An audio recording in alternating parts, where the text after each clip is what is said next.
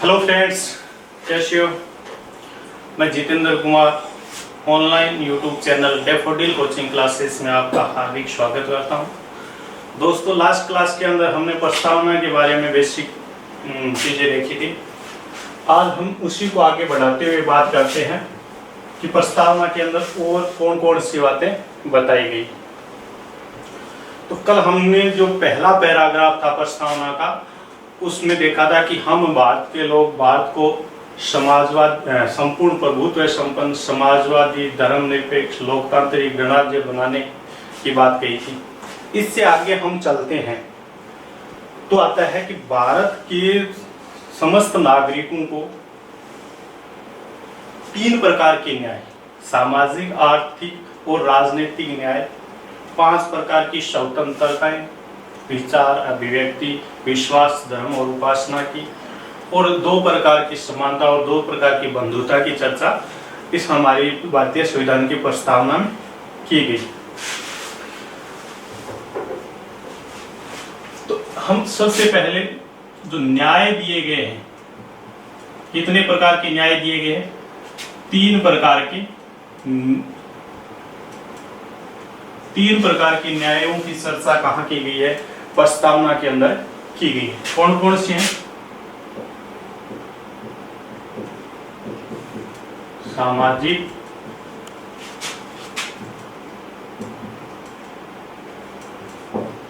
आर्थिक,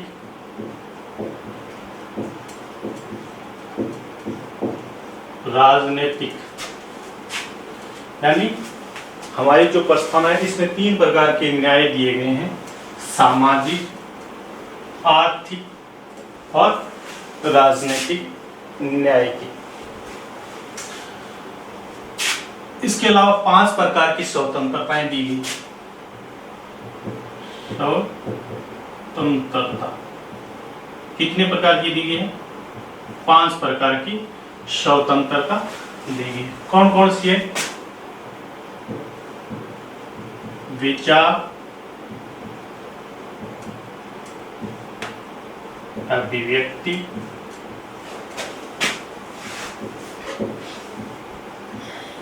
विश्वास,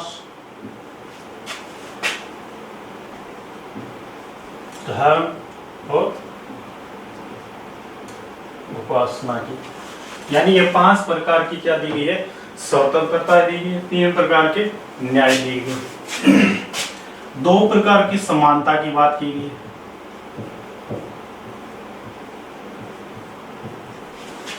कौन कौन सी समानता? प्रतिष्ठा और अवसर की। प्रतिष्ठा और अवसर की 2 समानता की बात की गई है। ये चीजें कहां पर बताई गई है? प्रस्तावना के अंदर।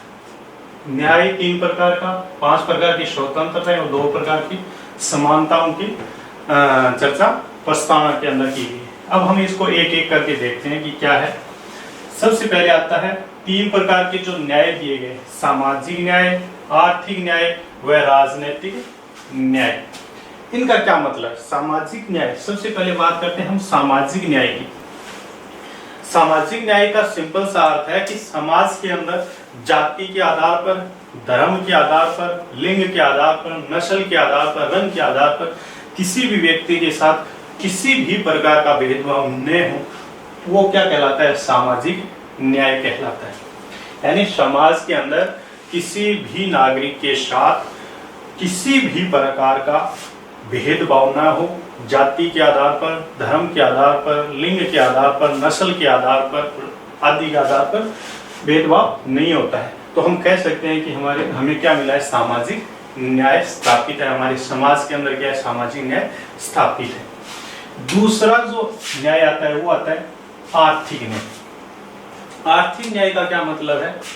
कि हमारे समाज के अंदर एक ऐसा आर्थिक ढांचा विकसित किया जाए, ऐसा आर्थिक ढांचा तैयार किया जाए जिसके आधार पर गरीब और अमीर के मध्य समानता स्थापित हो सके और जो भी संसाधन है उसका वितरण भी समान रूप से हो सके।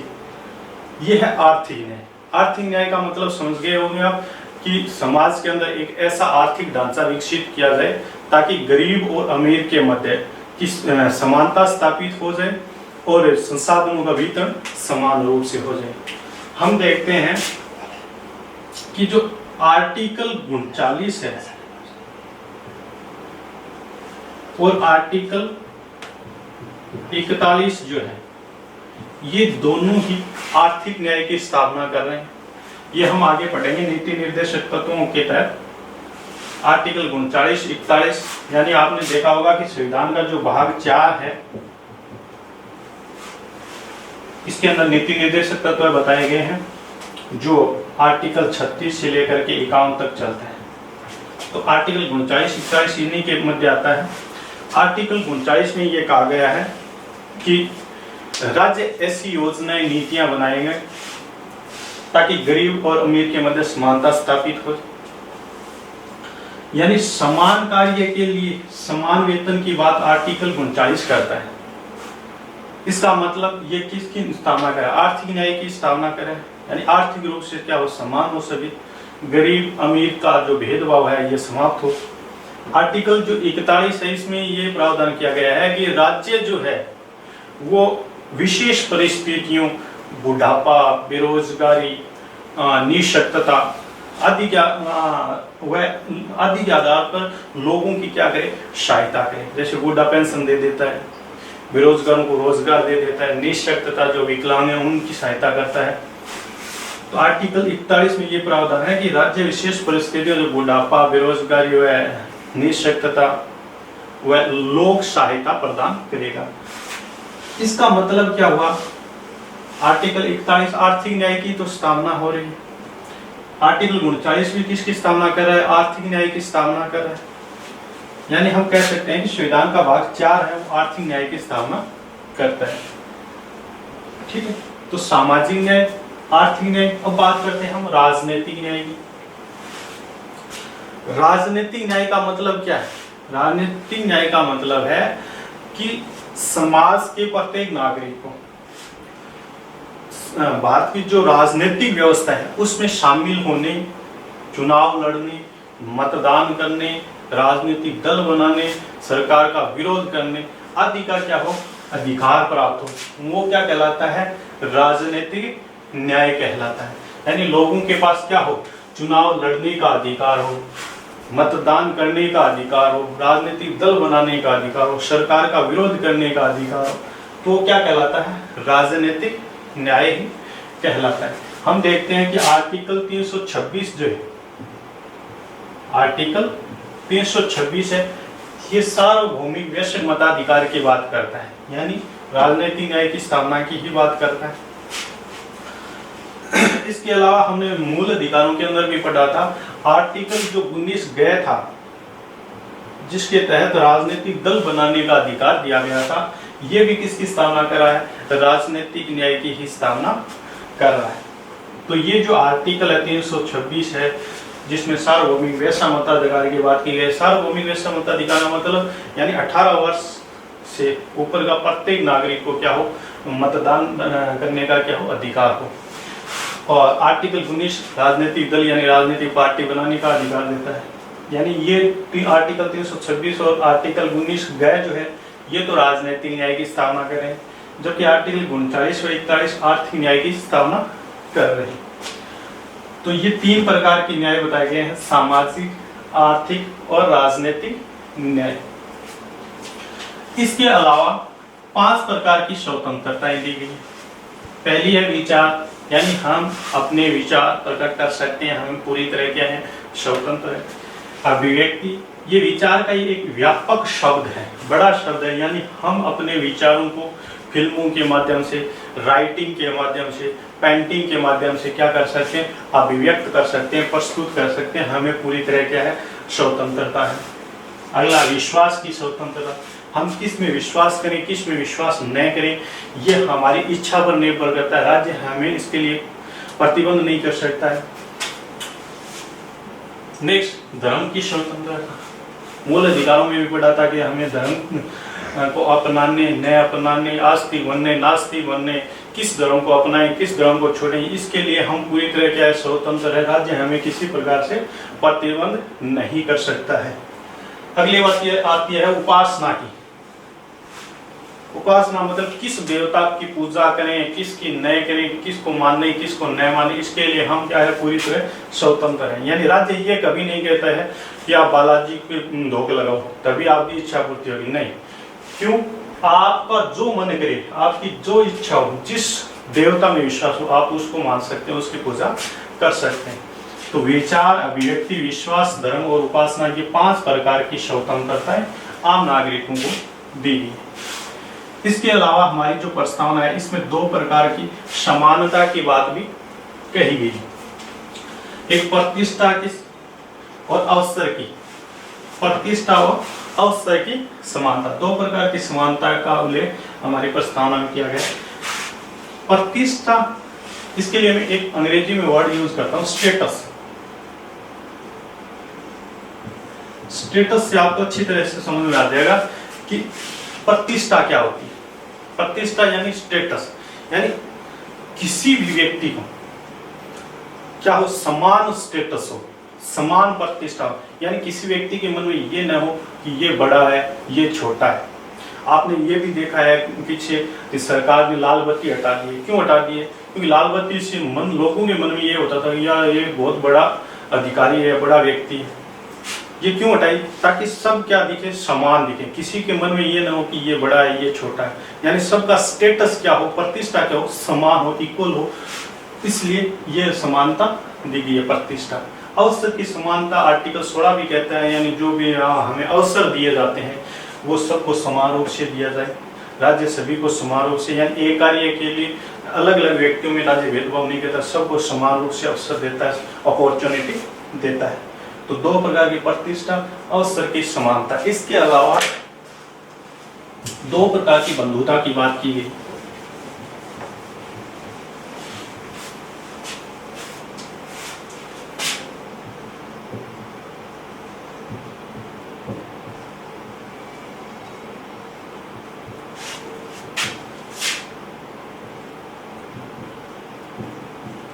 व्यक्तिगत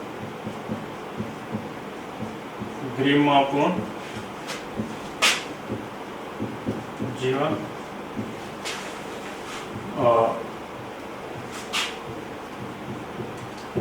राष्ट्र की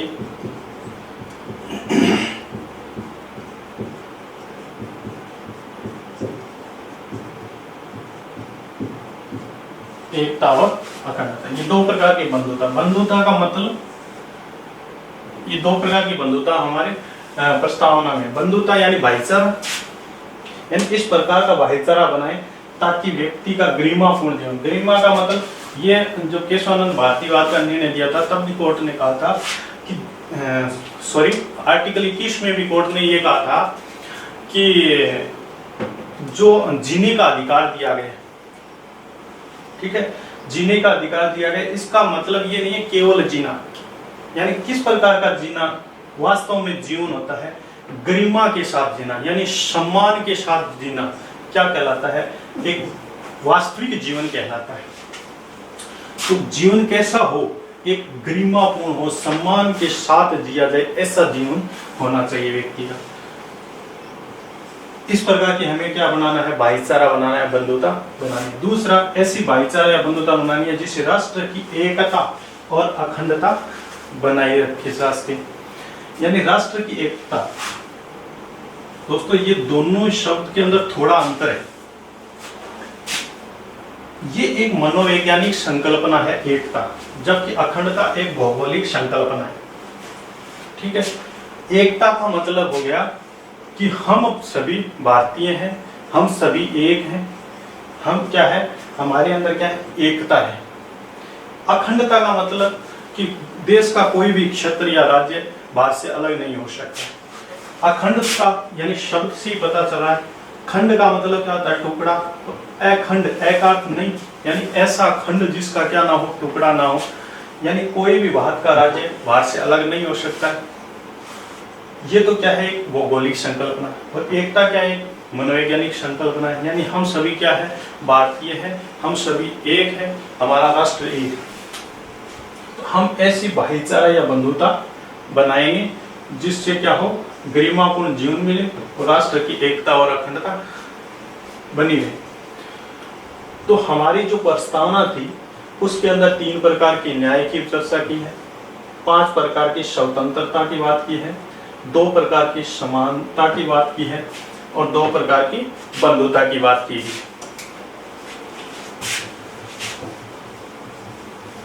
नेक्स्ट हम बात करते हैं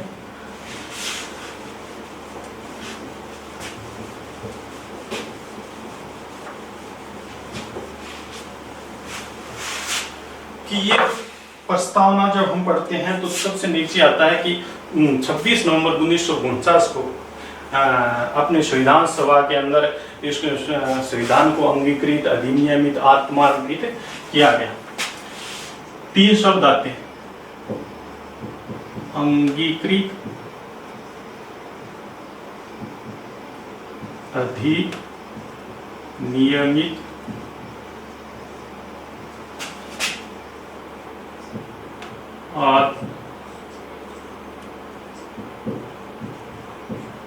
आत्मार्पित,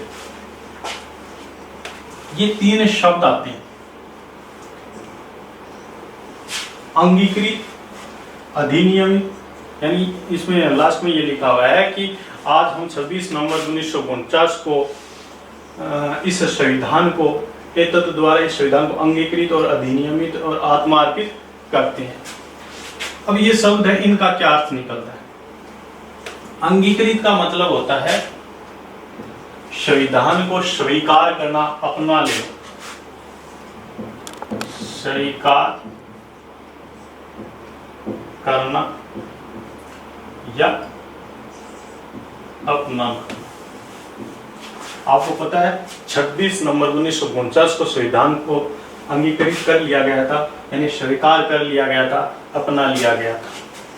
अधिनियमित, अधिनियम का अर्थ पता है, कानून होता है, यानी कानूनी रूप से, कानूनी रूप से स्वीकार करना। अधिनियमित का अर्थ क्या होता है? कानूनी रूप से स्वीकार करना। और आत्मार्पित का मतलब होता है अपनी आत्मा से या अपने मन से या अंतःकरण से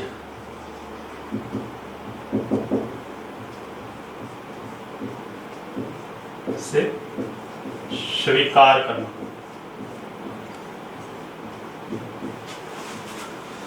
यानी ये जो अंगीकृत शब्द दिया गया है, इसका अर्थ क्या होता है? स्वीकार करना, अपना लेना। आपको पता है कि 26 नवंबर 1949 को हमारा संविधान बनकर तैयार हो गया था और इस दिन संविधान को अंगीकृत कर लिया गया था, यानी स्वीकार कर लिया गया था, अपना लिया गया था। अधिनियमित कर लिया गया था, यानी कानूनी रूप से भी उसको क्या कर लिया गया था? स्वीकार कर लिया गया था। आत्मार्पित किया गया था, यानी अपनी आत्मा से, अंतःकरण से इसे स्वीकार कर लिया गया। तो ये जो शब्द हैं प्रस्तावना के अंदर, जितने भी शब्द हैं, इनका क्रम याद रखना बहुत जरूरी है, क्योंकि क्रम से रिलेटेड भी क्वेश्चन पूछा जाता है। अब यहाँ से भी क्वेश्चन बना देगा निम्न में से कौन सा क्रम सही है, और ऑप्शन इसी को आगे पीछे करके डाल देगा। अंगीकृत, अधिनियमित, आत्मार्पित, एक में कर देगा अधिनियमित, आत्मार्पित, अंगीकृत, एक में कर देगा आत्मार्पित, अधिनियमित, अंगीकृत, यानी इसको आगे पीछे करके ऑप्शन बना देगा और क्वेश्चन पूछ लेगा कि निम्न में से कौन सा क्रम सही है। तो प्रस्तावना का एक एक शब्द इंपॉर्टेंट है, उसका क्रम इंपॉर्टेंट है, उसको भी याद रखना है। और ये था हमारे प्रस्तावना से रिलेटेड जो भी इंपॉर्टेंट टेक्निक वर्ड्स थे, उनका बारे में हमने चर्चा की है।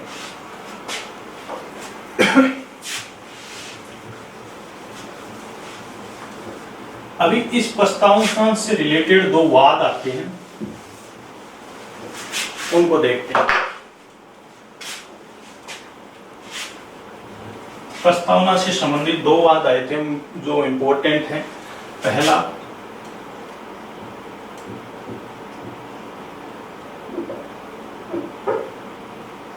बेरुबारी वाद 1960।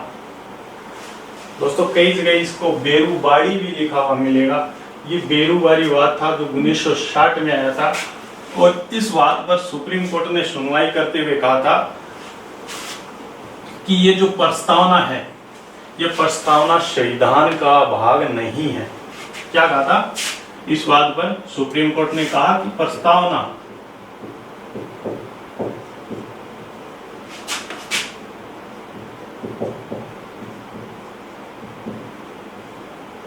संविधान का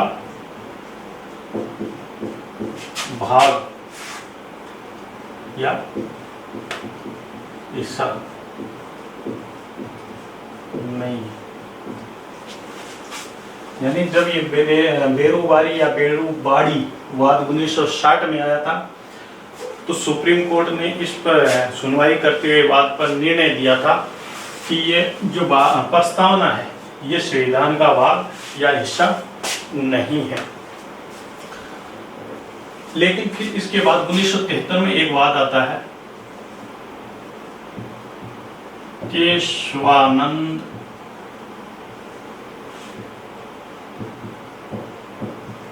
भारतीवाद 1973। केशवानंद भारतीवाद 1973 में आया था। इस केस की सुनवाई करते हुए सुप्रीम कोर्ट जो है उसने फैसला दिया और अपने पहले वाले जो फैसले को बदल दिया। यहाँ पर इसने कहा कि प्रस्तावना संविधान का हिस्सा है। क्या कहा था?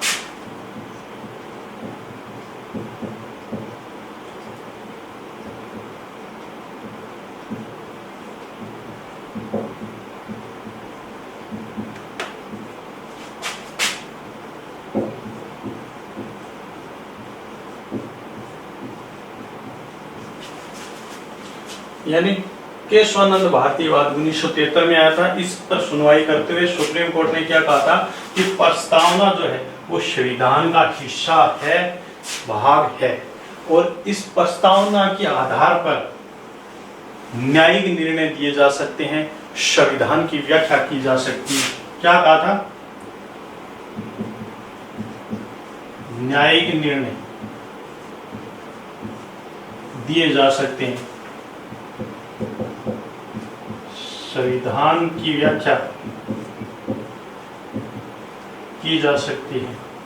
और इसमें सुप्रीम कोर्ट ने यह भी कहा था कि जो आर्टिकल 368 के तहत संविधान संशोधन किए जाते हैं उसी तरह ये भी क्या है, संशोधनीय है, संशोधन किए जा सकते हैं, लेकिन संविधान के मूल ढांचे में किसी भी प्रकार का बदलाव नहीं होना चाहिए।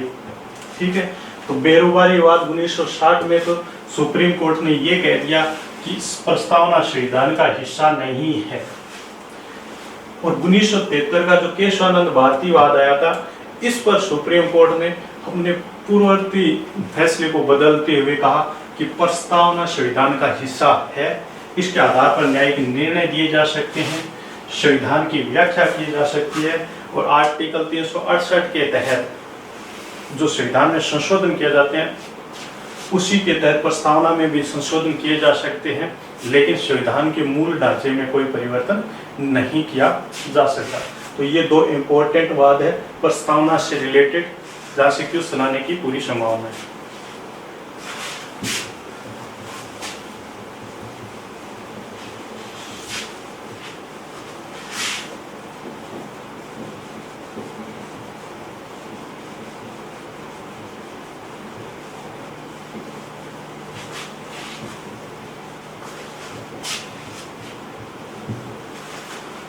दोस्तों ये जो प्रस्तावना है इस प्रस्तावना से संबंधित कुछ विद्वानों ने अपने अपने विचार भी प्रस्तुत किए। प्रस्तावना को लेकर कुछ विद्वानों ने अपने अपने विचार प्रस्तुत किए हैं कि एक भाई साहब आए थे, प्रोफेसर सुभाष कश्यप। प्रोफेसर सुभाष कश्यप इसने तो यहाँ तक कह दिया कि ये जो प्रस्तावना है इसका एक एक शब्द अपने आप में क्या है, चित्र है जो कहानी व्यक्त करता है तपस्या, त्याग और बलिदान की। क्या गाता है इसमें?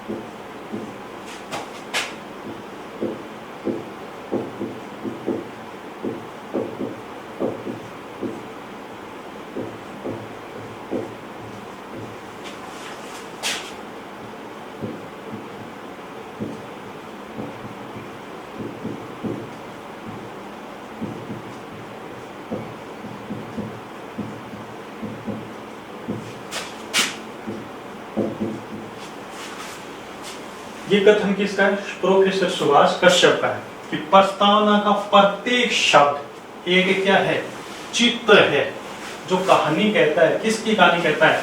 तपस्या, त्याग और बलिदान की कहता है।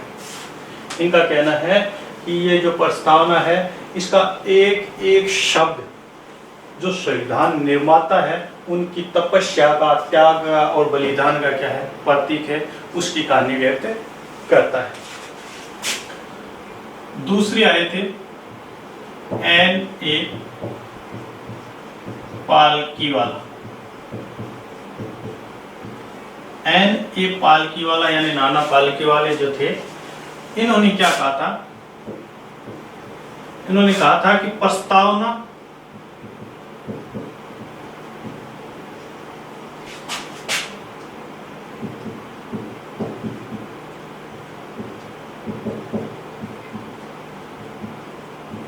भारतीय संविधान का परिचय पत्र है।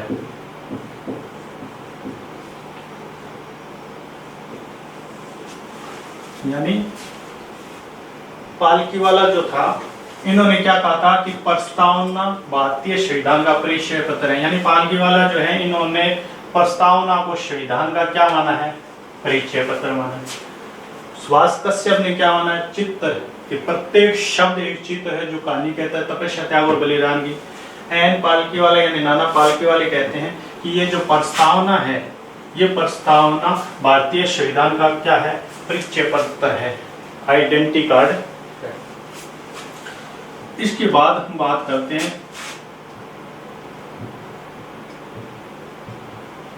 अल्लादी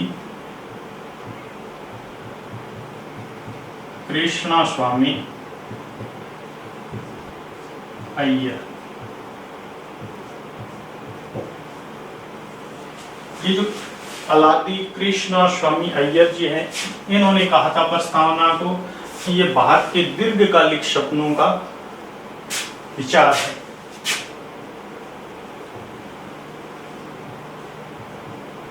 प्रस्तावना भारत के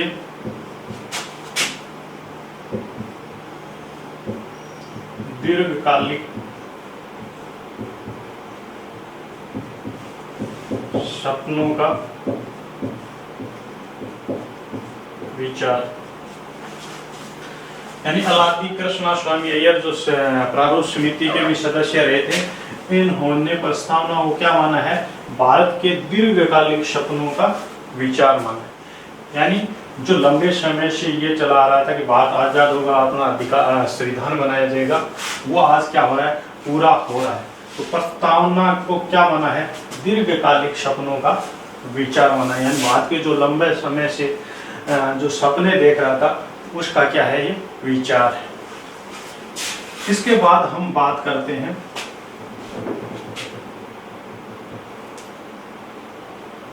एम हिदायतुल्लाह।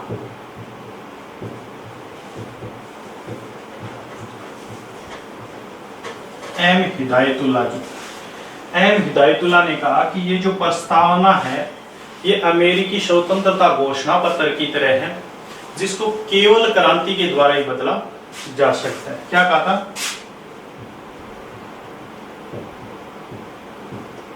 प्रस्तावना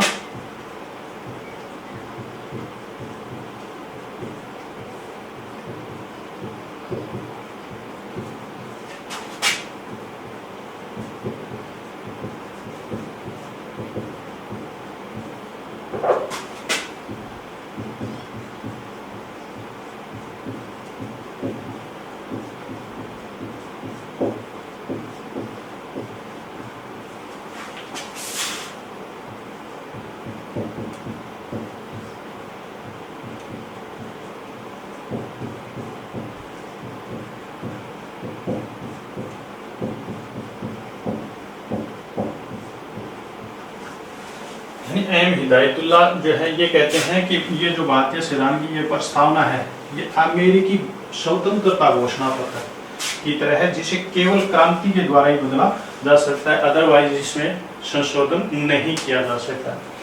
तो ये कुछ संविधान विशेषज्ञ हैं जिन्होंने अपने अपने मत दिए थे प्रस्तावना को लेकर के। और प्रोफेसर सुभाष कश्यप जी है, इन्होंने कहा था कि प्रस्तावना का प्रत्येक शब्द एक क्या है, चित्र है जो कहानी कहता है तपस्या, त्याग और बलिदान की। इसके बाद में दूसरे नंबर पे आता है नाना पालकीवाला। नाना पालकीवाले ने इस प्रस्तावना को संविधान का क्या कहा है, परिचय पत्र कहा है। जिस प्रकार से परिचय पत्र दिखाने में किसी व्यक्ति के बारे में हमें जानकारी मिल जाती है, ठीक इसी प्रकार प्रस्तावना को जब हम पढ़ लेते हैं तो हमें पता चल जाता है कि संविधान के अंदर क्या क्या प्रावधान किए गए हैं। नेक्स्ट हम बात करें अलादी कृष्णा स्वामी अय्यर जी। इन्होंने इस प्रस्तावना को भारत के दीर्घकालिक सपनों का विचार माना। और नेक्स्ट है एम हिदायतुल्लाह। एम हिदायतुल्लाह ने कहा था कि प्रस्तावना अमेरिकी स्वतंत्रता घोषणा पत्र की तरह जिसे केवल क्रांति द्वारा ही बदला जा सकता है। जिस प्रकार से बिना क्रांति के अमेरिका के स्वतंत्रता घोषणा पत्र में चेंजिंग नहीं किया जा सकता, संशोधन नहीं किया जा सकता, उसी प्रकार हमारी प्रस्तावना में भी संशोधन करने के लिए क्या होता है, क्रांति करनी पड़ती है।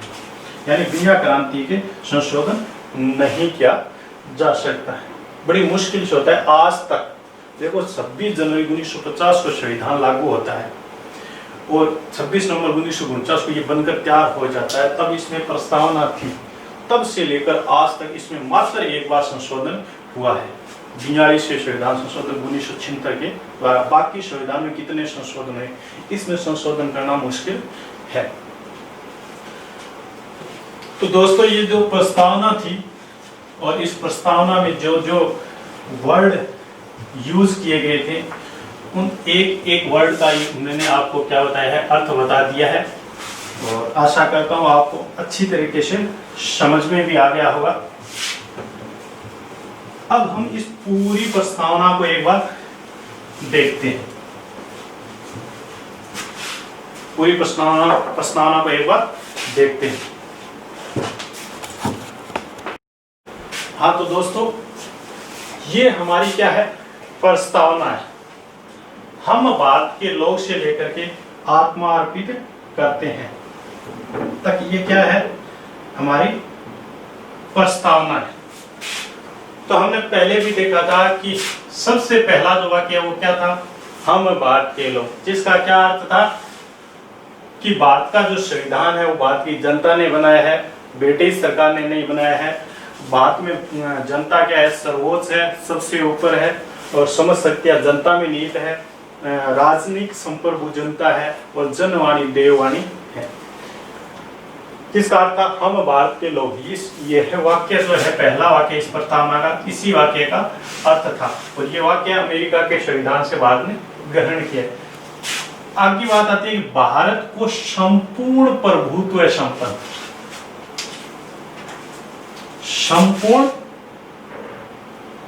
संपूर्ण प्रभुत्व संपन्न, समाजवादी, धर्मनिरपेक्ष या पंथ निरपेक्ष और लोकतांत्रिक गणराज्य बनाने। यहाँ तक देखें ये चार शब्द आए थे।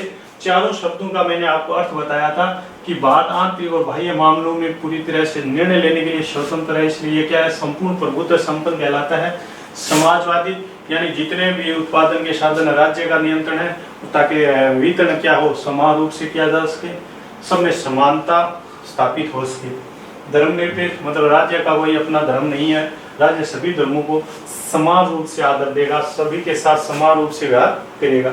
और लोकतांत्रिक गणराज्य यानी ऐसा राज्य जहाँ का राष्ट्राध्यक्ष या राज्य अध्यक्ष क्या हो, प्रत्यक्ष या अप्रत्यक्ष रूप से जनता के द्वारा निर्वाचित हो। दोस्तों इनका क्रम हर एग्जाम में लगभग पूछा जाता है, ये क्रम है। इसी क्रम से संबंधित यहाँ से क्वेश्चन बनते हैं। क्वेश्चन बन जाएगा कि निम्न में से कौन सा क्रम सही है और इन्हीं शब्दों, चारों शब्दों को आगे पीछे करके रख देगा। आगे है बनाने तथा उसके समस्त नागरिकों को सामाजिक, आर्थिक, और राजनीतिक न्याय।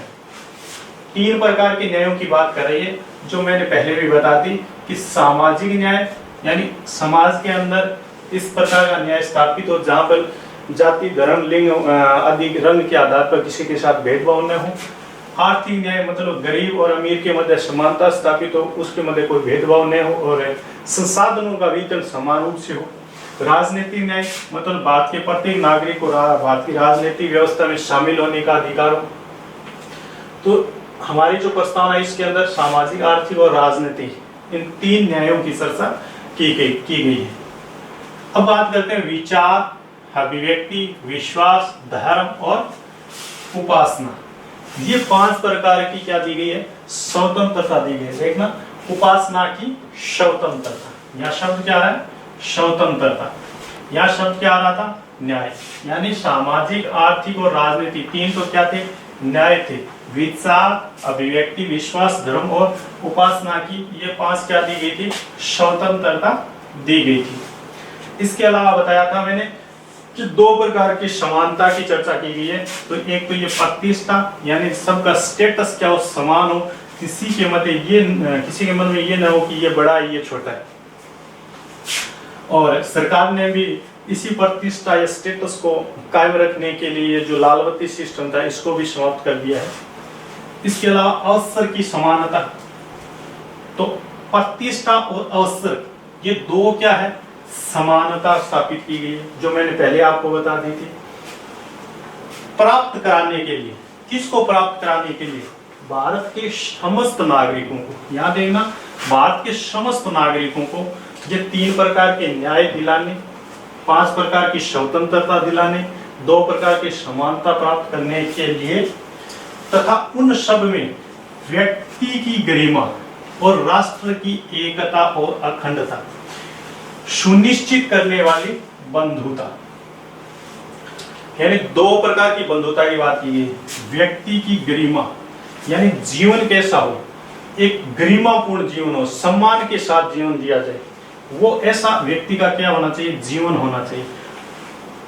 और राष्ट्र की एकता और अखंडता यानी हम ऐसी बंधुता यानी भाईचारे को बढ़ाएं ताकि हमारे राष्ट्र की एकता बनी रहे, अखंडता बनी रहे, देश के टुकड़े ना हो और सभी लोग एक साथ मिलकर देश की क्या करें? सुरक्षा कर सके। अखंड शब्द से ही पता चल रहा है जिसके खंड ना हो, यानी भारत का कोई भी क्षेत्र भारत से अलग नहीं हो सकता। एक का मतलब हम सब भारतीय हैं, सब एक हैं और सबके अंदर क्या है? एकता है। तो राष्ट्र की एकता और अखंडता को सुनिश्चित करने वाली और व्यक्ति की गरिमापूर्ण जीवन के लिए ऐसी हमें क्या बनानी है? बंधुता बनानी है, भाईचारा बढ़ाना है। आगे है, दृढ़ संकल्पित होकर अपनी इस संविधान सभा में आज तारीख 26 नवंबर 1949 को, जिस दिन हिंदी दिवस अगर देखें तो मिति मार्गशीर्ष शुक्ल सप्तमी, विक्रम संवत देखें तो 2006 को एतद द्वारा, एतद का अर्थ दोस्तों होता है निम्नलिखित। क्या होता है? निम्नलिखित। एतद द्वारा इस संविधान को अंगीकृत यानी स्वीकार कर लेना, अपना लेना, अधिनियमित कानूनी रूप से स्वीकार कर लेना या अपना लेना और आत्मा अर्पित यानी अपनी आत्मा से, अंतःकरण से इसको स्वीकार कर लेना। तो ये जो शब्द आए थे, संपूर्ण प्रभुत्व संपन्न, समाजवादी, धर्मनिरपेक्ष या पंथ निरपेक्ष और लोकतांत्रिक के गणराज्य, 4 शब्द तो ये पहले पैराग्राफ के अंदर आते हैं। इसके अलावा सामाजिक, आर्थिक, राजनीतिक न्याय यानी 3 जो न्याय की बात की गई है वो विचार, अभिव्यक्ति, विश्वास, धर्म और उपासना की स्वतंत्रता। इसके अलावा प्रतिष्ठा, अवसर की समानता। इसके अलावा व्यक्ति की गरिमा, राष्ट्र की एकता और अखंडता। इसके अलावा 3 शब्द ये आते हैं अंगीकृत, अधिनियमित और आत्मार्पित। ये कुछ इस प्रस्तावना के टेक्निक वर्ड्स हैं जिनको अर्थ भी आना चाहिए और इनका कर्म याद रखना बहुत जरूरी है, क्योंकि कर्म से संबंधित क्वेश्चन पूछा जाता है। तो दोस्तों ये थी हमारी प्रस्तावना कि हम भारत के लोग भारत को क्या बनाना चाहते हैं, संपूर्ण प्रभुत्व संपन्न समाजवादी धर्मनिरपेक्ष लोकतांत्रिक गणराज्य बनाने तथा उसके समस्त नागरिकों को सामाजिक आर्थिक राजनीतिक न्याय विचार अभिव्यक्ति विश्वास धर्म और उपासना की स्वतंत्रता प्रतिष्ठा और अवसर की समानता प्राप्त करने के लिए तथा उन सब में व्यक्ति की गरिमा और राष्ट्र की एकता और अखंडता सुनिश्चित करने वाली बंधुता बढ़ाने के लिए दृढ़ संकल्पित होकर अपने इस संविधान सभा में आज तारीख 26 नवंबर 1949 ईस्वी हिंदी देश मिति मार्ग से शुक्ल सप्तमी विक्रम संवत 2006 को एतद द्वारा इस संविधान को अंगीकृत अधिनियमित और आत्मार्पित करते हैं। दोस्तों ये थी प्रस्तावना से संबंधित जितनी भी जानकारी थी वो मैंने बता दी है। उनसे संबंधित जो टेक्निकल वर्ड है वो बता दिए हैं, जो संविधान विशेषज्ञ हैं उनके जो कथन है वो भी मैंने बता दिए हैं। दो इससे संबंधित वाद थे, इम्पोर्टेंट थे, और ये हमारी क्या है, प्रस्तावना है। अब इस प्रस्तावना से संबंधित जो भी क्वेश्चन बनते उनकी चर्चा हम नेक्स्ट क्लास में करेंगे। आज के लिए बस इतना ही। धन्यवाद।